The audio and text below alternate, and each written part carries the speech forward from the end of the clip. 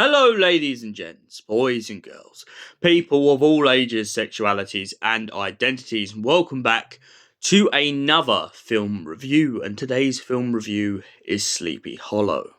Now, what is Sleepy Hollow about? Well, let's just kind of break down some of the elements before we get into the story. Conspiracies, darkness, witchcraft, and a lot of kind of subplots about characters, their relationships, and like backstories to do with how the village has been haunted by this kind of ghoul from beyond the grave. So, many of those who already know the story of the Headless Horseman, he was a soldier who was killed in battle and beheaded with his own sword. Now, the film Sleepy Hollow starts off with us in New York. It turns out that we're introduced to a young man who is a police he's a cross between a police officer and a surgeon.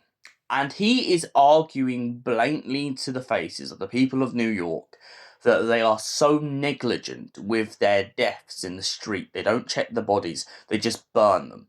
They don't check the wounded, they just chuck them into cages. And he's very determined to kind of get them to change their minds on this. However, they don't change their minds and instead decide to chuck him off into the countryside to investigate the goings-on in Sleepy Hollow. They explain to him that there has been a number of mysterious murders. Upon arriving in the village, he feels a little bit unwelcome at first until a girl kisses him on the cheek and welcomes him into the village with open arms. He then begins to investigate further and further into the cases of what's going on and finds himself at an odds for ends with what's happening. At one point in the story, we find out that a group of villagers, to mock him for turning up and getting too involved in the situation, decide to dress up as the Headless Horseman, chase him through the forest and chuck a pumpkin at him. This is all due to the fact that when he first arrives in the village, he is very skeptical about the Headless Horseman. He doesn't believe in it at all. He just believes that it's a man behind a kind of cape and they are just going around on purpose trying to get into everyone's business and just trying to fearmonger the village. However, when the murders become further and few between and it gets closer and closer and closer, he soon finds himself starting to believe in the Headless Horseman. And to strike even more fear into him, he witnesses the Headless Horseman as he cuts off the head of one of the mayors of the town. Now, as he starts to look into the pattern of what's going on in the village, he soon discovers that there's a very big link between the girl that he's falling in love with and the estate. It turns out that there was a child involved with one of the killings, a child that could never be born. And due to the fact that that child and their mother was killed off, the kind of legislation between who gets the land began to shift. On top of that, there was a group of affairs between different partners, which made it even more prominent that people's land and people's ownership was getting slightly divided. Now, whilst out in the woods, he also discovers the fact that a bunch of heads are locked inside of the tree. It turns out that they are the only gateway between the Headless Horseman's domain and the real world. He also goes into the woods and comes across an old witch woman who he doesn't realise is actually the sister of someone's stepmother. One night after leaving his chamber to go out into the forest in believing that the girl he likes from the house is trying to lead him astray, he finds her stepmother getting up to no good in the forest and decides to abandon his quest. The next morning, the stepmother shows him the wound on her hand from where she cut herself on purpose and begins to play with his emotions, telling him not to warn her husband. However, the thing he didn't realise until too late is the fact that the girl at the house had burned all of his papers. These papers were the evidence to show how the legislation of the family shift seemed to be going on. Then, when he begins to talk to the girl about witchcraft, the pair begin to kind of coincide on the fact that they have lived in the world and seen the cruelty of people. He explains when he was a very young boy, he was very religious up until the point that his mother was killed for witchcraft. She was put into a giant metal casket and presumably stabbed with spikes. Upon discovering that revelation, he decides that it is too much for him to believe in such things, so instead he believes in truth and consequences and just moral justice in general. His gothic outlook in this story is why it becomes more and more interesting when he begins to realise that the girl he's in love with is a witch. However, what he doesn't realise until later on is the fact that he's been thinking this eye she's been drawing on the floor is to curse him. It's not until he looks in a book that he actually realises its spiritual significance is it's supposed to protect you from harm. However, by the end of the film, after most of the people who have been trying to push him out of the village are dead, him and the young girl find themselves in a position in which they must find a way to finally destroy the Headless Horseman.